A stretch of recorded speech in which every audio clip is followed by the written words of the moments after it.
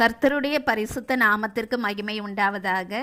இன்று ஆதியாகமம் 41வது அதிகாரம் 1 முதல் 57 வசனங்களில் இருந்து பஞ்சம் என்ற வார்த்தையை மையமாக கொண்டு தியானிக்க போகிறோம். இந்த அதிகாரத்தில் என்ன வேத வார்த்தை உள்ளது என்பதை சுருக்கமாக காண்போம். பார்வோன் ஒரே நாளில் 2 சொப்பனம் காண்கிறான்.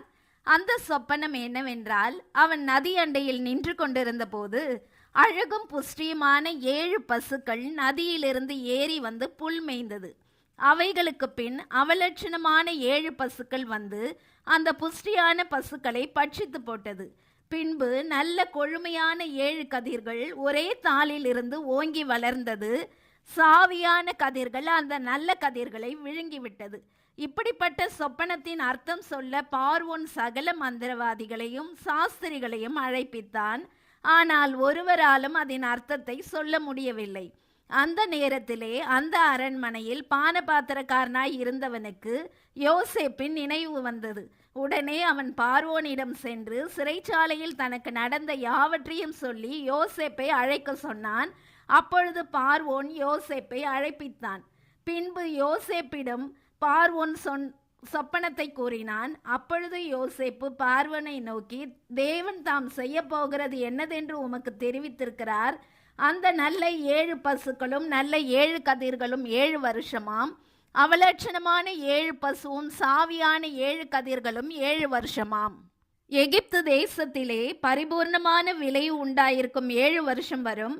அதன் பின்பு பஞ்சம் உண்டாயிருக்கும் 7 வருஷம் வரும் என யோசேப்பு சொப்பனத்தின் அர்த்தத்தையும் கூறி, எகிப்து தேசத்திலே பரிபூர்ணம் உள்ள 7 வருஷத்தில் விளையும் விளைச்சலில் 5இல் ஒரு பங்கை வாங்கும்படி செய்வீராக என்று பார்வோனுக்கு யோசேப்பு ஆலோசனை கூறினான். அதை கேட்ட பார்வோன் யோசேப்பை நோக்கி, இவை எல்லாவற்றையும் தேவன் உனக்கு வெளிப்படுத்தினபடியினால் உன்னை போல விவேகமும் ஞானமும் உள்ளவன் வேறு ஒருவனும் இல்லை என்று சொல்லி, பார்வோன் தன் முத்திரை மோதிரத்தை கழற்றி அதை யோசேப்பின் கையில் போட்டு பொன் சரப்பணியை கழுத்திலே தரிப்பித்து வஸ்திரங்களை உடுத்தி தன்னுடைய 2ஆம் ரதத்தின் மேல் ஏற்றி எகிப்து தேசம் முழுமைக்கும் அவனை அதிகாரியாக்கினான்.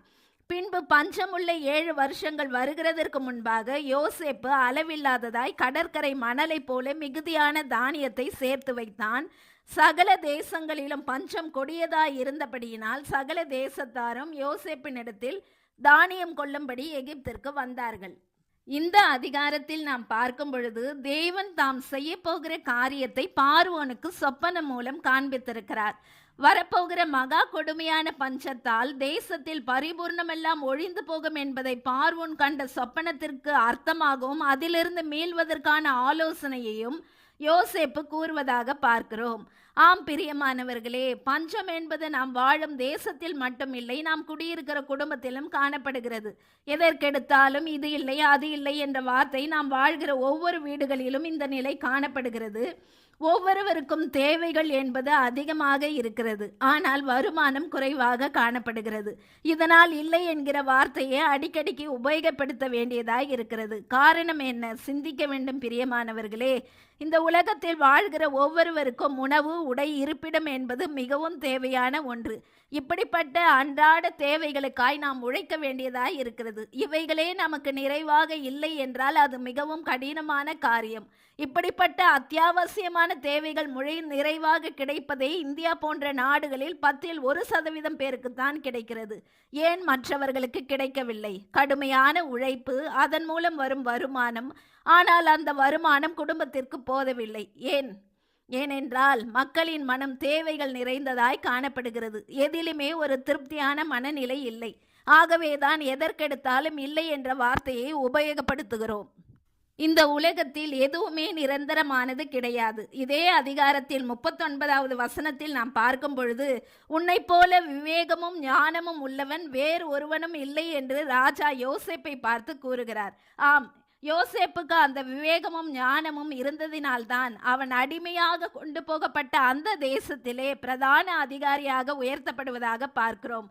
ஆக நமக்கு ஏற்படுகின்ற தேவைகள் நிறைவாக பூர்த்தி செய்யப்பட வேண்டும் என்றால் எந்த காரியத்திலும் வேலையிலும் விவேகமாகவும் ஞானமாகவும் செயல்பட்டால் நிச்சயமாக நாமும் இந்த உலகத்தில் பரிபூர்ண நன்மைகளை பெற்றுக்கொண்டு வாழ முடியும். ஆமேன். தொடர்ந்து பாருங்கள், ஆசீர் பெறுங்கள், சப்ஸ்கிரைப் செய்யுங்கள். நன்றி.